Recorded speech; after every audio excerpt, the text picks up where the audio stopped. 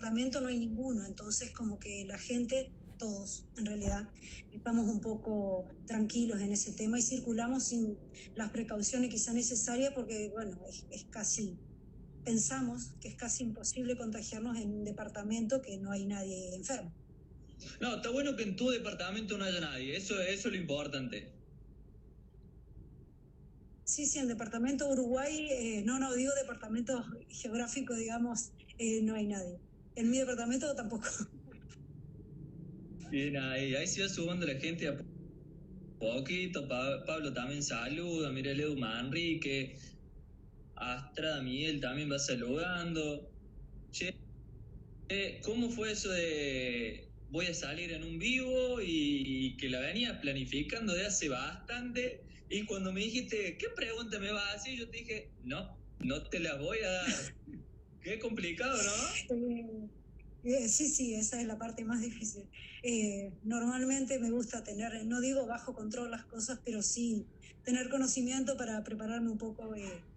Normalmente las entrevistas nunca te dicen de qué te van a preguntar, pero bueno, uno puede manejar ciertos parámetros, en este caso con ustedes y habiendo visto todos los vivos anteriores, no creo que pueda tener muy No, claro los parámetros a pesar nada de de lo que que... no sepas Sin duda. te voy a preguntar, seguramente. No, Eh, sin duda, no, sin duda, sin de duda. ayer, de ayer con Luchito ya empecé a cambiar un poquito también, porque si no ya me venían teniendo estudiada la respuesta o la modalidad. Claro, Así que vamos a claro, hacer era lo que hicimos todos. una primera parte donde sepamos quién sos vos, y después me gustaría hacer como hice con Lucho, por ahí Lucho más tirado a lo filósofo, pero con vos más a lo teórico. Te voy tirando frases, situaciones, y vos vas a ir explayando eso un poquito, que seguramente es lo que te va a interesar y a gustar, ¿no es cierto? Así que bueno, comencemos por la principal, de quién es Bettina Bonin. Bueno, Bettina Bonin es una deportista y así me defino hace aproximadamente 10 años, más allá de las profesiones que tengo. Comencé en un proceso de coaching cuando hice algún curso y una de las preguntas que nos hacían eran que nos definamos. Y a pesar de que parece una pregunta muy sencilla, es muy importante saber quién es uno. En mi caso, decidí presentarme en ese momento y a partir de ahí como deportista que trabaja bueno, eso fundamentalmente de arquitecta, pero va variando, digamos, también soy docente, investigadora y demás, pero bueno, me defino como deportista. Y voy a tomar una palabra de Dani Páez, donde decía que su hobby era la actividad física, y bueno, mi hobby también es ese, es decir, todo lo que tenga que ver con el movimiento, con la relación con la naturaleza, no solamente competir, sino participar en cualquier actividad como hago, por ejemplo, en avistaje de aves, bueno, salir a remar, cicloturismo, bueno, todo lo que tiene que ver con nutrirse y conectarse con la naturaleza para, si bien nosotros no vivimos en una ciudad muy grande, tenemos las mismas situaciones que en las grandes urbes, ¿no? Es decir, la asfixia del asfalto la vivimos todos. Negra, tema infancia, ¿cómo fue tu infancia? ¿Cuándo te conociste con el deporte? ¿Cuándo fue que realmente dijiste, me meto en esto? Mira, en mi caso, no sé si creo que soy la que tiene más años de todos los entrevistados, pero bueno, eh, yo tengo 48 años y en mi caso, en la adolescencia, en la infancia o en la adolescencia normalmente, las chicas no practicábamos mucho deporte salvo casos muy puntuales. No digo que era una actividad, digamos, prohibitiva o solamente de varones, pero no era lo normal que las mujeres, más allá de que hiciéramos gimnasia y demás, era muy raro que se hiciera algún deporte. Eh, yo digo que, bueno, por ahí, aparte de mi ser curioso, que es una de las cosas que más me definen, que me gusta aprender de todo, todo el tiempo, no me interesa nunca profundizar en cosas que no son mi pasión, pero sí me gusta saber un poco de todo. Trato de no ser todóloga tampoco, pero me gusta así ir sabiendo.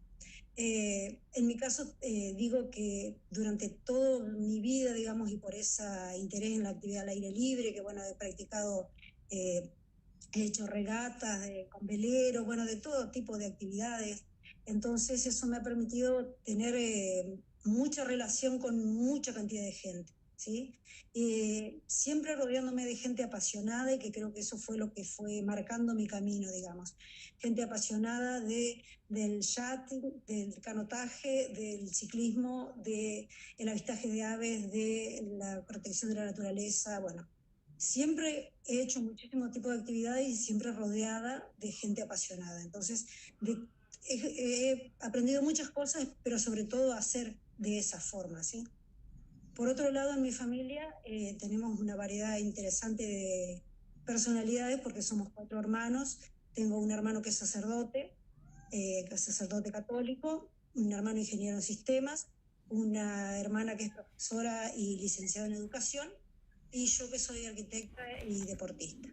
Es decir, que entre la familia creo que cubrimos todos los aspectos de las personas, digamos, con el deporte, la ciencia, la educación y demás. Así que también eso, mi familia y la contención que tengo siempre, inclusive ahora, me permitió, digamos, rodearme también de muchos tipos de personas, por decirlo de alguna manera. Bien, y cuando, yo sé que lo de correr y lo de la montaña, por ahí debe ser lo que más te gusta o te apasiona. ¿Cuándo fue que descubriste la montaña? ¿Cuándo fue empezar a correr? ¿O por qué empezar a correr? Y si te acordás de tu primera carrera. Sí, yo digo siempre que una de las principales dificultades que tuve, o dificultades, no sé si es el término correcto, es siempre una dificultad que tenemos el 99,9% de las mujeres, que es la tendencia a engordar. Entonces eso hace que todas las mujeres seamos mucho más disciplinadas, por ejemplo, en esta cuarentena, porque sabemos que todos los excesos nos cobran factura, nos pasan factura. Entonces, esa tendencia durante toda la vida hizo siempre que me moviera quizá mucho más veces de las que tenía ganas, ¿no? Además, el interés por la vida al aire libre hizo que no participara nunca en ninguna competencia de ningún tipo hasta que cumplí 40 años. 38 creo que fue el que tenía la primera carrera. Que participé en una carrera de 5 kilómetros de calle, muy, no digo traumático, pero bastante dificultoso, como creo que es la primera carrera de todos, ¿no? De todos. Tenemos el recuerdo de haber llegado con la lengua afuera, digamos. Así que, bueno, yo siempre le agradezco a la persona que me invitó, no digo me desafió porque no fue esa su intención, sino que me invitó a participar en la carrera y bueno, una de las frases que seguramente después voy a volver a repetir es el por qué no, y bueno, mi por qué no me llevó a donde estoy hoy. Entonces en ese momento dije, ¿por qué no correrla? Yo venía entrenando así muy liviano, pero bueno, corrí. Yo fumaba en ese momento, entonces, bueno, fue un proceso que me llevó más o menos 2 años, que seguí fumando y dejé de entrenar y después volví y demás, pero en 2010 empecé a entrenar más en firme, digamos, con mayor disciplina y demás. Y una vez que ahí empecé, sí, ya después no paré. La primera carrera de 10 kilómetros fue en 2011. Y bueno, es una de las fotos que siempre muestro en mis charlas, porque la primera carrera llegué última, vengo caminando bueno, fue una cuestión de gripe, tampoco es que fui así muy improvisada, pero no fue una buena experiencia tampoco, pero bueno, a pesar de eso, seguí. Eso digo, fue en 2000, si no recuerdo mal, 2011. Y a partir de ahí, por participar en grupos, en 2 grupos diferentes, se empezó con esa contención que tuve, empecé a desarrollar cada vez más la actividad deportiva, cada vez con mayor intensidad. Hay un grupo, ¿no? La verdad que no sé si está en esta ciudad, que se llama Los Loquitos que Corren. Y bueno, creo que la mayoría de los corredores de esta ciudad nos iniciamos ahí, digamos, porque bueno, es más fácil cuando uno se camufla en un grupo empezar a despuntar el vicio y bueno, siempre está la solidaridad y la camaradería que te permite que uno tenga alguien a quien consultarle las dudas que permanentemente surgen, ¿no? Mira vos, yo voy uniendo un poquito de todas las charlas, porque ahora tenemos muchas encima, y eso de que arrancaron, tuvieron una experiencia y después fueron a un grupo porque necesitaban un contexto, un apoyo, por más que el deporte en sí, como hablamos con el Edu, es individual, pero locamente terminan en un grupo. Y también rescato que el Edu me decía, en la primera carrera yo sin entrenar fui, salí tercero y me motivó. Y vos me estás diciendo que tu primera carrera saliste última y así Sí, todo y no me lo motivó. dejaste y te motivó. Entonces mira qué loco Sí. como los dos extremos, dependiendo de dónde se mire, motiva a una persona, ¿no? Sí, sí, seguro. No, no, yo en ese momento, ya digo, yo no es que salí última porque fui sin entrenar, porque en realidad fui muy engripada y demás, entonces, bueno, sentí que no había sido el debut que me merecía porque yo venía entrenando, ¿sí? Entonces, en lugar de decir, no, quizás si yo hubiera ido sin entrenar, sí podría haberme desmotivado. Pero yo sentía que había hecho las cosas bien, por supuesto, para llegar en un tiempo y sin mucha exigencia, pero bueno, sentí que había hecho las cosas bien, por eso no, nunca pensé en abandonarme y demás porque era el resultado de una situación, que eso también es una cosa que uno va aprendiendo mucho. Ya digo, yo prácticamente tengo 10 años corriendo. Cuándo desmotivarse porque las cosas son responsabilidad de uno y cuando realmente el motivo es externo y uno tiene que dejarlo pasar y no considerarlo porque excede, digamos, a lo que uno hizo. Si uno hizo todo bien, yo recuerdo que me había dado una vacuna antigripal por primera vez en mi vida, me hizo muchísimo mal, pero igualmente fui a participar a la carrera porque era una experiencia que no me quería perder, porque justamente fue en mi pueblo, fue la primera carrera, fue en 1 de Mayo, ahora sí, no fue un 1 de Mayo, no, me parece, pero se cumplirían 10 años ahora, estoy pensando. Así que, ya digo, yo sentí que había hecho las cosas bien, por lo tanto, no era una causa desmotivarme, digamos, por eso. Sí, hemos traído muchos recuerdos a todos que empiezan a sacar cálculos y dicen, hace mucho o hace Claro. poco, otros dijeron hace poco, como la Pau. Arranco con frases, con oraciones y vos vas explayando como gustes. La idea mía es ir llevándote un poquito, pero sos libre, por supuesto. En la Vale. primera charla, cuando arrancamos, Luchi me dijo, ¿a vos te parece que el trail es parecido a la vida? Y yo le dije, sin duda, es la vida misma. Y vos tenés en una parte, en una oración, en una de tus charlas, que dice las carreras y sus metas, la vida misma, como para Sí. arrancar tu vida y un poquito de esto. Sí, sí, sin duda, porque la vida es un constante trayecto, un constante proceso, y las herramientas que nosotros tenemos para ir afrontando los inconvenientes que nos van surgiendo son los mismos. Uno los puede ir aplicando y justamente siempre digo yo cuando la gente habla de las herramientas motivacionales e imagina que solo las entrena en la carrera o solo las entrena cuando está entrenando justamente. Y yo siempre pienso que todo eso, al contrario, uno tiene que entrenarlo permanentemente. Es decir, ¿cómo entreno la disciplina? La disciplina que me va a llevar a correr una carrera de 100 kilómetros es la misma disciplina que yo entrené, por ejemplo, lavando los platos todas las noches antes de irme a dormir, que es una cosa que a mí me cuesta, ¿sí? Entonces, por eso la relación entre la vida y la carrera de trail, o inclusive yo un escrito que me publicamos en una página que se llama La ultramaratón vista con ojos de arquitecto, que le repito porque alguien se unió más tarde en mi profesión, y yo lo que hice en ese escrito fui relacionando todas las herramientas que yo utilizo a diario en mi profesión, ¿sí? Con lo que voy viviendo en una ultramaratón. Lo que tiene que ver con, sobre todo porque es que mi lema, digamos, proyectar y construir sueños. Proyectar y construir es mi trabajo y yo lo relaciono con mi sueño. Y entonces ahí, digamos, reúno lo que vos me estás preguntando, si tiene relación el trail con la vida misma. Depende de uno capitalizar todas las herramientas que tiene en su vida y poder ir aplicándolas también al trail.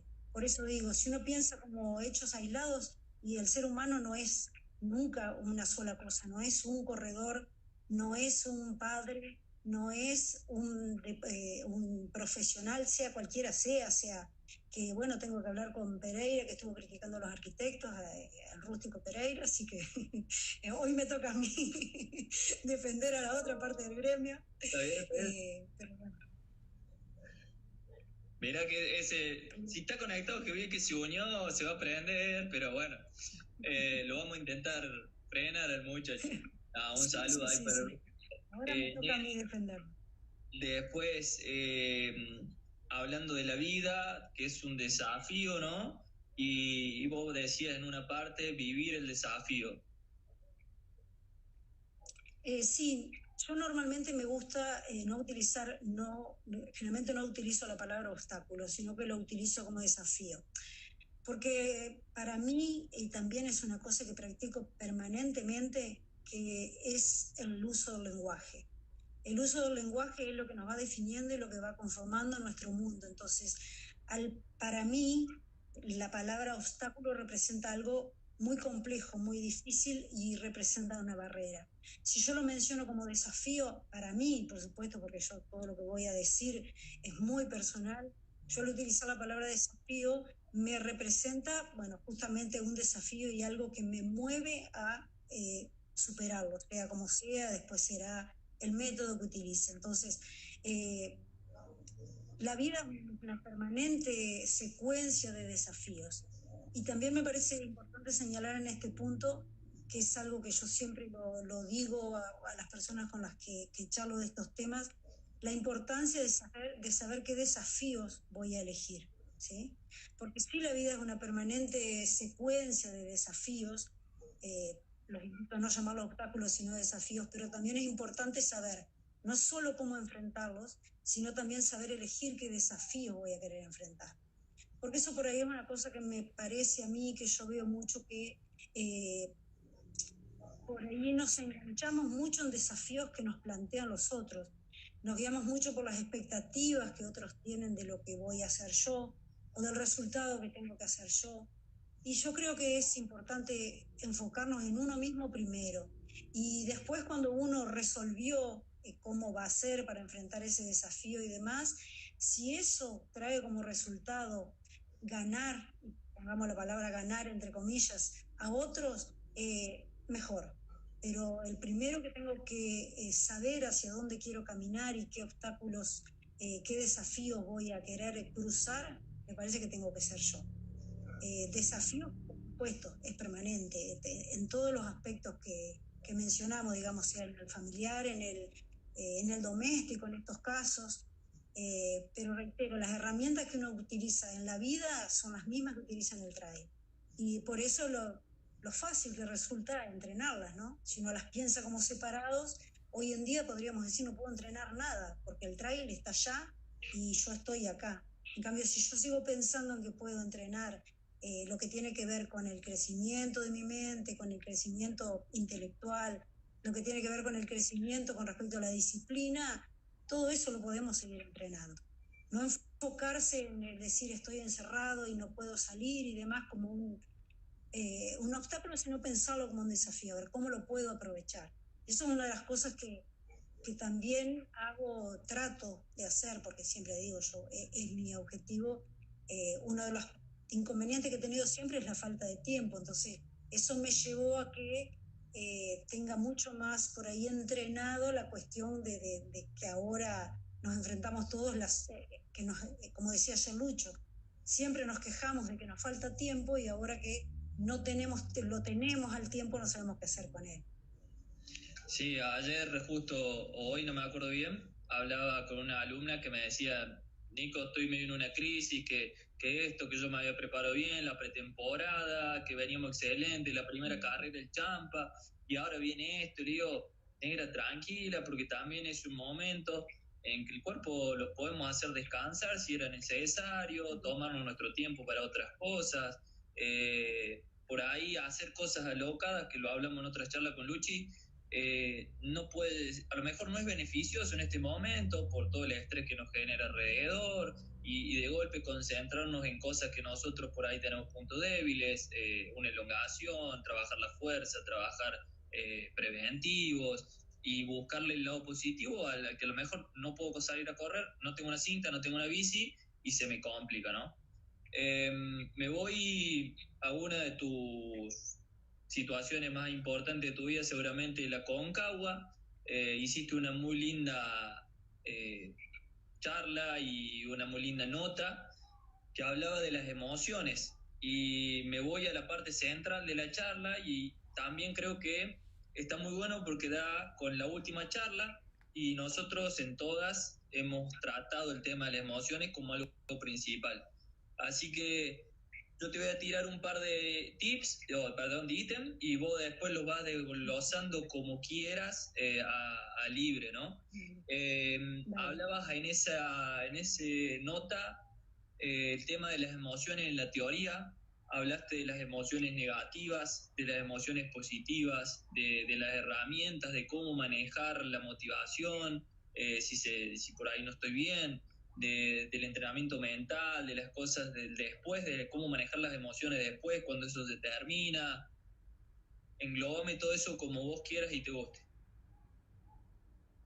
Sí, me parece una de las cosas más importantes que podemos aprovechar a comenzar a hacer en esta cuarentena y después seguirlo permanentemente es aprender a conocer las emociones que tiene cada uno, que no sé si está bien llamarlas positivas o negativas, porque en sí las emociones no son positivas o negativas, sino simplemente le ponemos ese nombre para reflejar lo que a cada uno le produce, ¿sí? Eso tiene que ver mucho con el mindfulness, que es digamos, una disciplina que yo sigo. Entonces, lo primero que nos pide el mindfulness es parar. Y justamente en esta cuarentena lo que nosotros estamos haciendo obligados es parar. Y tenemos tiempo, es decir, las dos cosas que nosotros necesitamos para aprender a reconocer las emociones, las tenemos, ¿sí? Las dos situaciones, estamos parados y tenemos tiempo. Seguramente para las personas que no están acostumbradas a enfrentarse a las emociones no es una cosa muy sencilla, porque uno empieza a descubrir muchas cosas que pueden no gustarle. Entonces, lo primero que nosotros tenemos que hacer es parar y empezar a analizar, y es una de las primeras recomendaciones, digamos, que se tiene hacia las emociones, que son automáticas y que nos llegan. Nosotros decidimos qué hacer con ellos. Entonces, si nosotros lo llevamos a una carrera de trail, como por ejemplo la de la Concagua, seguramente, teniendo la teoría o no, las emociones, las básicas y muchísimas de sus derivadas las han pasado todos los corredores. Y la pasan todos los corredores en todas las carreras de trail, ¿sí? El miedo, la ira, la alegría, la tristeza, son emociones que todo el tiempo nos están llegando en cualquiera de sus, digamos, de sus otras, para que se entienda, sus subemociones, digamos. Entonces, siempre que nosotros estemos preparados para parar frente a esa emoción y pensar cómo podemos gestionarla, sobre todo las emociones que no son tan favorables para continuar con la carrera. Todo esto, como les decía, no es algo que sucede el día de la carrera, sucede el día del entrenamiento y sucede cuando estoy en mi casa. Es decir, todo lo que tenga que ver con la gestión de las emociones yo lo puedo entrenar siempre. Como todo lo que tiene que ver con conocerse. Cuanto uno más se conoce, más posibilidades tiene de ir mejorando en el rendimiento deportivo. Entonces, algo que, reitero, la persona es una sola, y si yo estoy viviendo una situación de profunda tristeza, no les digo nada nuevo si les digo que en una carrera no van a rendir de la misma manera.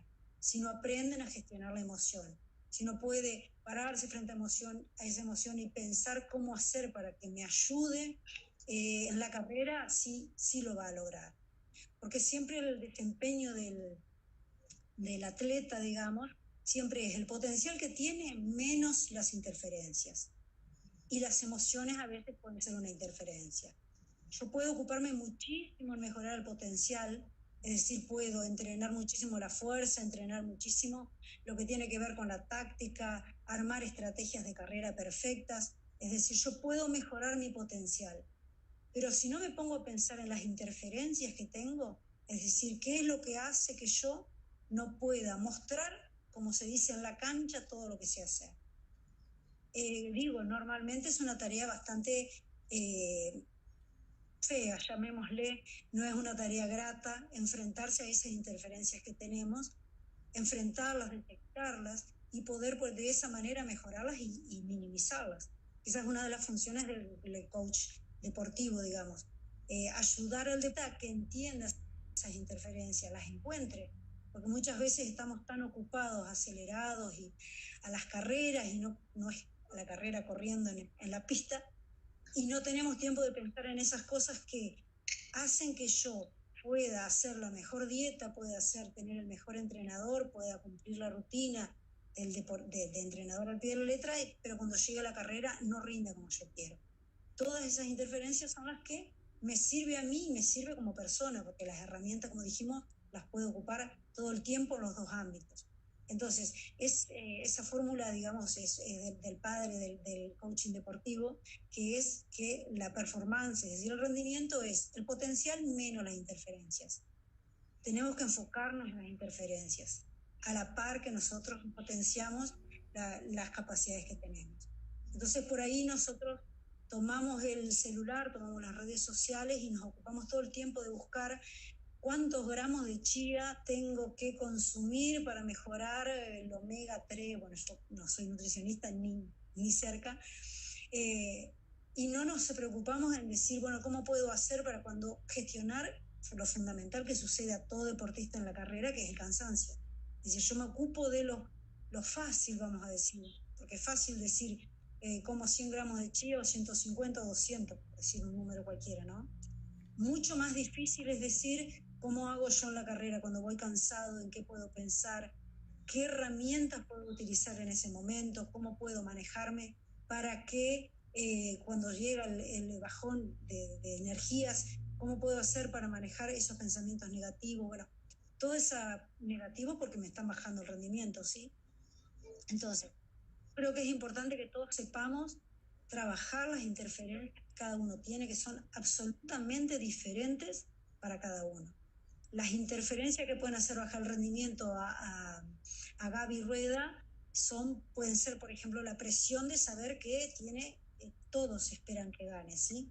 Seguramente esa interferencia que puede llegar a tener, lo tomo como ejemplo, no es la misma que tiene aquel que sabe que va simplemente a completar la carrera con todo lo valioso que representa. Sí, siempre yo siento como un rechazo, por decirlo de alguna manera, un rechazo público de la gente hacia aquel que reconoce que quiere ganar. Yo no lo entiendo porque no lo comparto, es decir, para mí es tan valioso aquel que se entrena para ganar y corre para ganar, como aquel que se entrena o está comenzando a entrenar y participa simplemente para completar la carrera. No me parece ni bien ni mal ninguno, o sea, cada uno tiene como motivación la que le sirve. Entonces, yo no sé si lo has visto vos, lo has notado, la dificultad que tiene la gente para reconocer que quiere ganar. Sí, Luchi, él me conoce a mí de toda la vida y sabe que mi vida era el fútbol y yo lo tomaba como un trabajo y era ir a ganar. Y cuando yo arranqué con esto, me acuerdo que una de las primeras carreras, antes de correr la primera ultra, yo salí cuarto en una carrera de 10 kilómetros, pero no fuimos a buscar eso. En realidad, entre los tres, en la larga dijimos, estamos con el Dani, che, apretemos, bueno, apretemos. Y salió.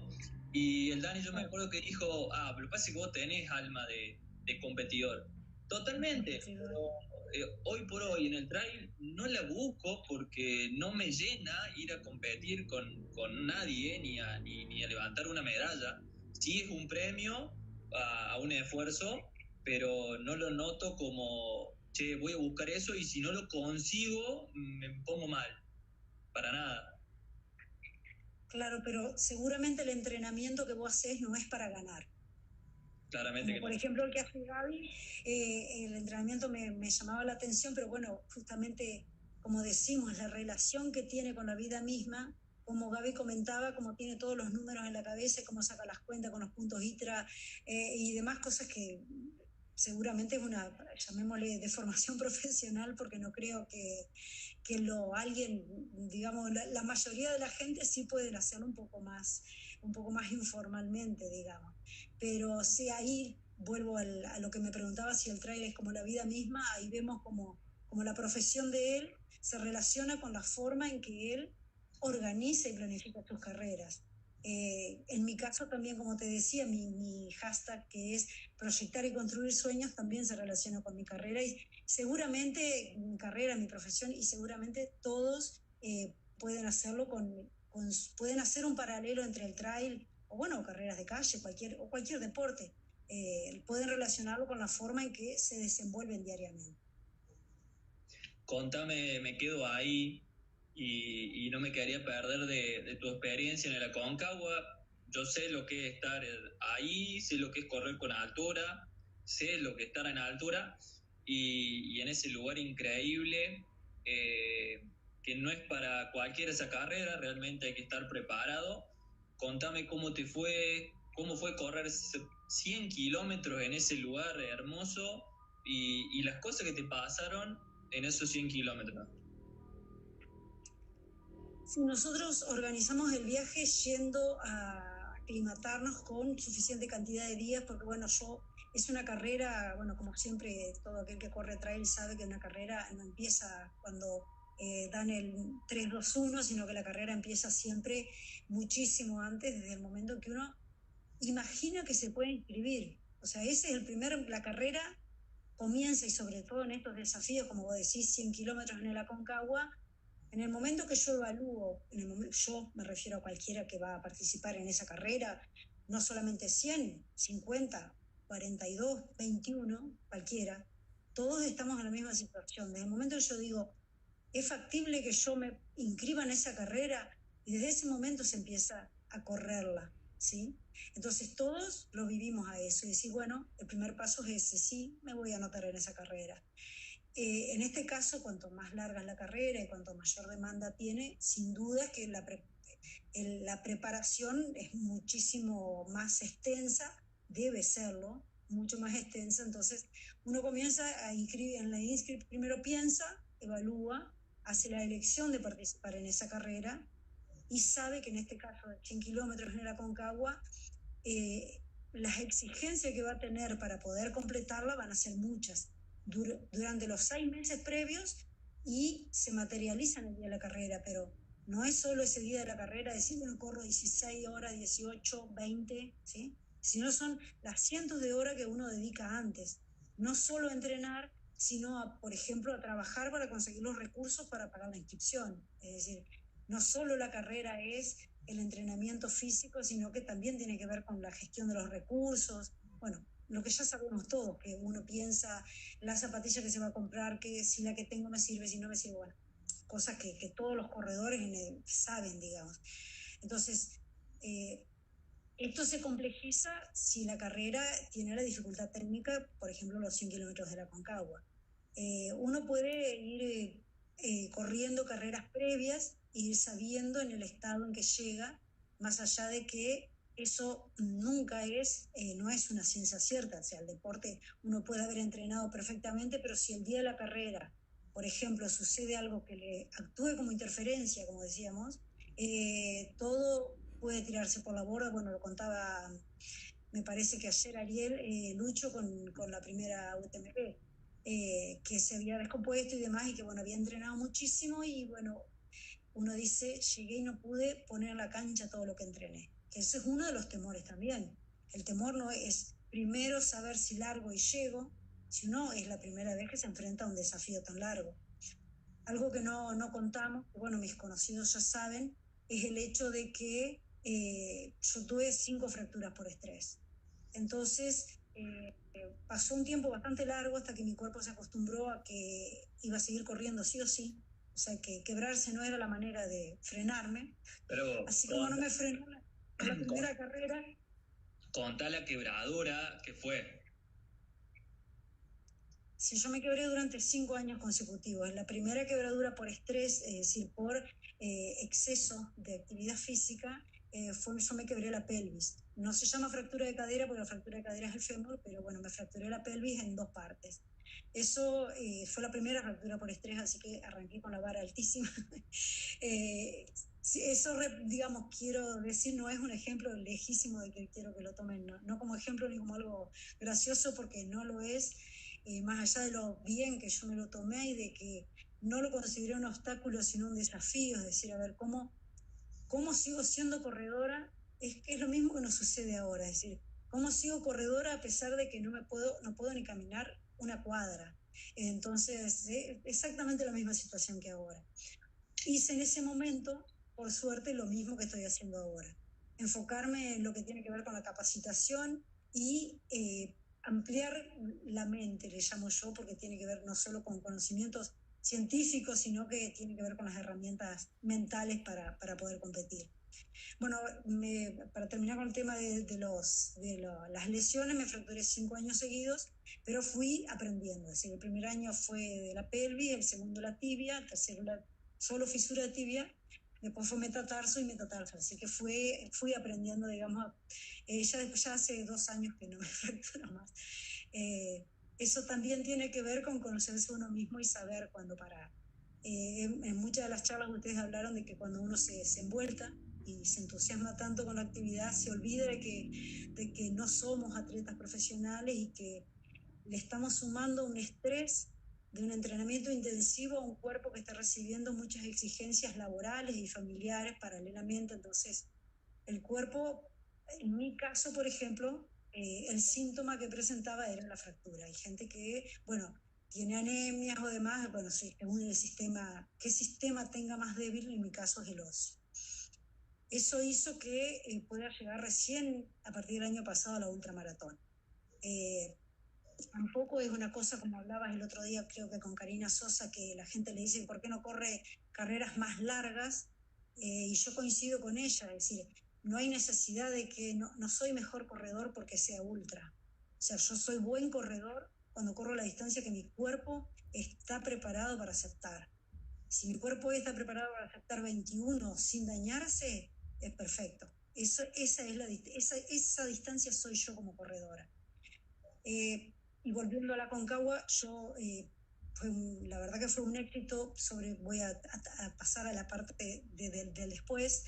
Me demostró que la buena preparación que tuve, porque yo al miércoles siguiente, corrimos un sábado, 19 horas corrí yo casi, y al miércoles siguiente yo estaba andando en bicicleta perfectamente, es decir, más allá de que sabemos que el cansancio llega algunos días después y demás, realmente no tuve ningún tipo de secuela o sea, me recuperé mucho más rápido que en cualquier otra carrera.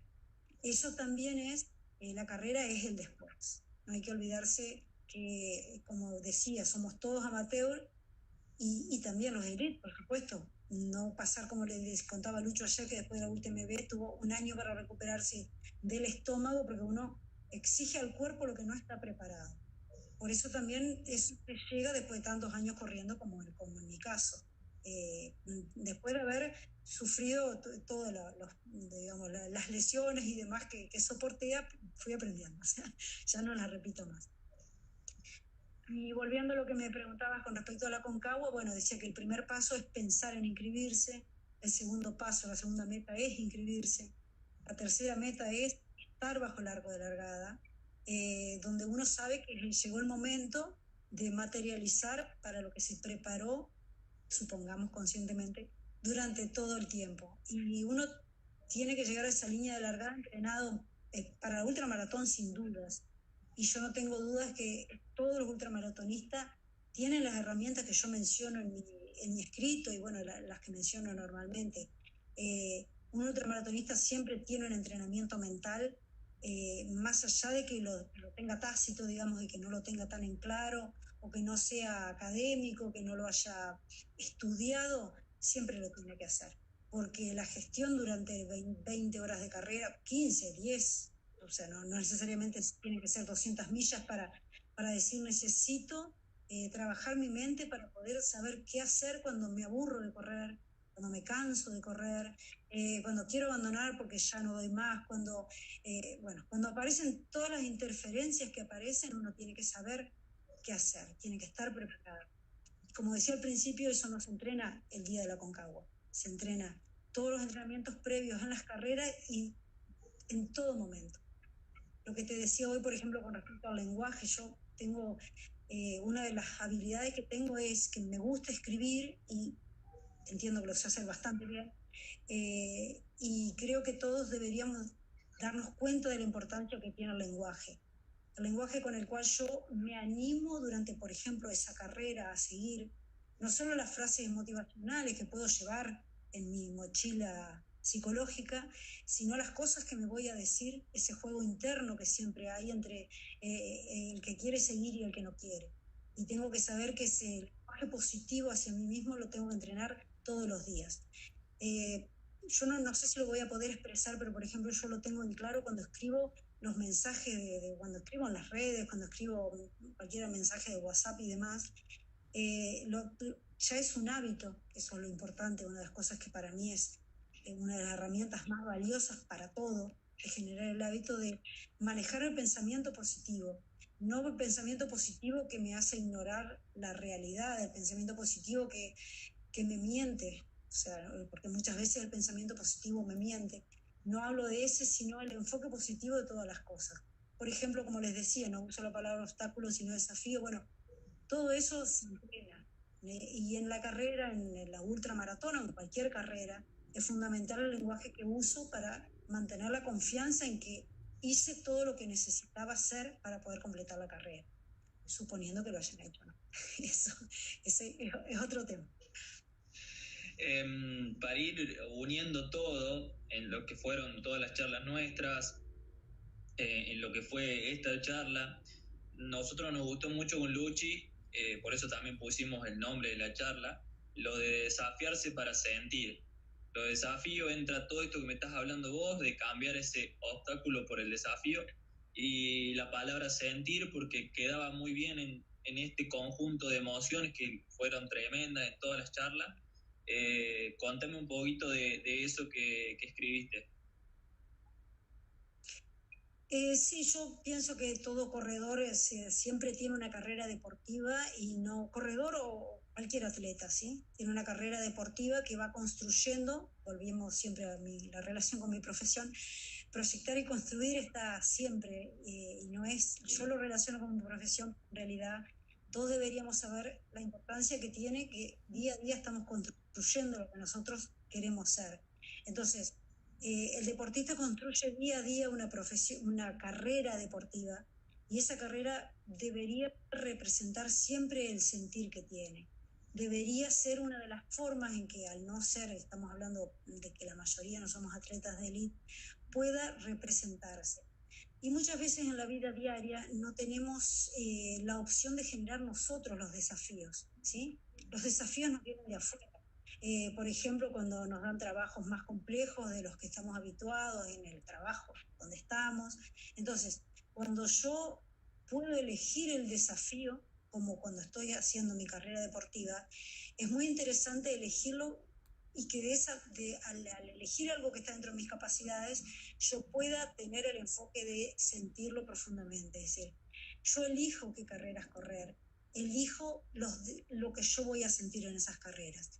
Por eso muchos eligen correr las carreras de trail. Creo que son las que le permiten sentir cosas que en la vida diaria, no digo que nos estén prohibidas, pero simplemente vivimos con una aceleración, tanto en las grandes urbes, como decía, como en esta ciudad que tiene 100.000 habitantes, como en los pueblos.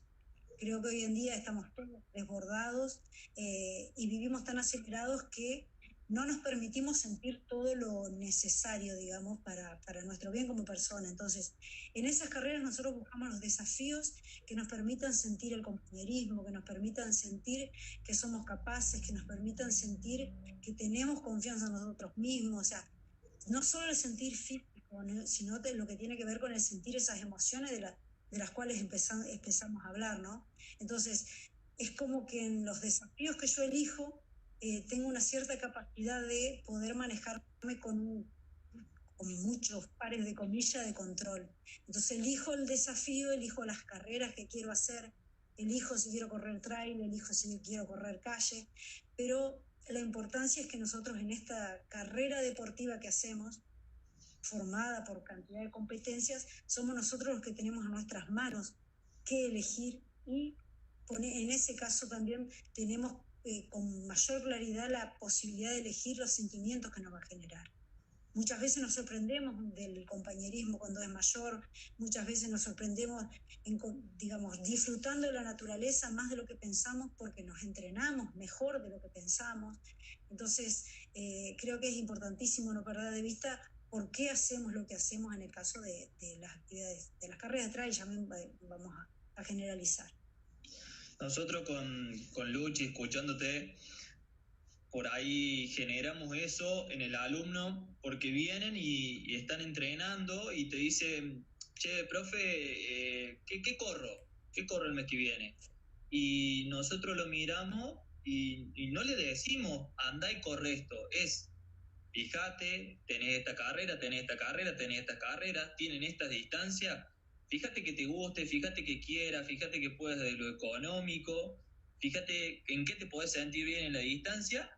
Una vez que tengas todo el paquete armado, venís, me lo traes, me lo presenta y yo te puedo dar mi opinión si podemos prepararla y que te va a ir bien y todo. Como siempre hablamos con Luchi, la idea nuestra, no entrenamos elite, la verdad que no tenemos elite en el grupo, hay gente que anda muy bien, pero no tenemos gente que compite por podios, porque nuestro estilo es lo que volvimos a hablar, lo que hablaste vos antes de al otro día, o sea, si la carrera es el domingo, que lo hablamos también muchas veces con el Edu, al otro día uno tiene trabajo, tiene familia, tiene que levantarse a buscar el pan de cada día. O sea, yo lo llamo, al lunes siguiente lo llamo la cuarta meta. Es decir, poder llegar sano y salvo y en condiciones apropiadas al trabajo el día lunes es la cuarta meta que creo que es la que permite decir que la carrera fue un éxito, porque yo puedo haber salido, porque me pasó, lo sé, puedo haber salido muy bien en una carrera, pero si al otro día no puedo caminar, no es un éxito. El podio no es real. La carrera, como repito, es la cuarta meta, es decir, puedo volver a mi vida normal, sea la vida que sea, digamos, no solo trabajo, sino la vida familiar o lo que fuera. Totalmente, porque en esta vorágine de que es tan fácil subir de categoría o subir de distancia, y es como vos decís, hoy mi cuerpo está para 21 y tengo que ver si yo la quiero llevar a 30, si el otro día me voy a poder mover habiendo tan poco de diferencia o tan poco entrenamiento, y todas esas cosas por ahí a nosotros es difícil transmitirlo y hacérselo ver a alguien que por ahí no ha vivido esas cuestiones y que la facilidad de hoy en día permite que vos veas qué tal hizo tantos kilómetros, que lo hizo eso en cuánto tiempo. Como decía, yo ayer quería hacer entrar en razón a la gente de Lucho, que me decía, la quiero hacer en 24 horas a UTMB y para el que sabe medianamente, o sea, yo no he ido, pero sé las condiciones, la altimetría, el lugar, es decir, hacer 24 horas ahí es una locura. Sí, muchas veces lo que yo veo es que eso que vos decís de decir, bueno, quiero participar en 30, aunque yo realmente sepa que puedo participar en 21 y sin lastimar mi cuerpo, tiene que ver con lo que hablábamos hoy, con conocer, como ustedes, como entrenador, cuáles son las expectativas reales de la persona. Dejando de lado el entrenamiento físico, decir, a ver, ¿por qué querés correr 30, cuando en realidad estás preparado para 21? Esa pregunta del por qué es una pregunta que permanentemente nos tenemos que hacer para evaluar las decisiones que estamos tomando. Porque seguramente ese por qué quiero hacer 30 no tiene que ver con algo mío. Seguramente tiene que ver con una expectativa ajena. O tiene que ver con alguna carencia que tengo de autoestima, donde yo cómo la voy a subsanar, qué respuesta le voy a dar subiendo a las redes sociales que corrí 30. En las redes sociales no voy a subir que el otro día no pude caminar, no voy a subir las horas de kinesiólogo que tuve que pasar.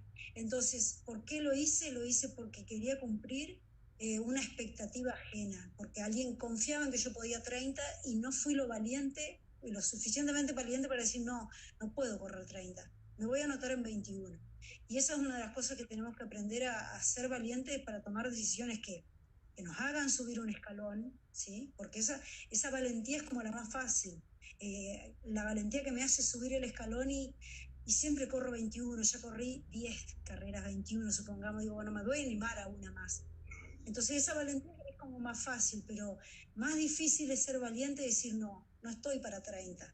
O sea, me voy a bajar, me anoté para 30, pero no estoy, me voy a bajar a 21. Esa valentía que me puede llegar a hacer sentir como que retrocedo es la más difícil de lograr.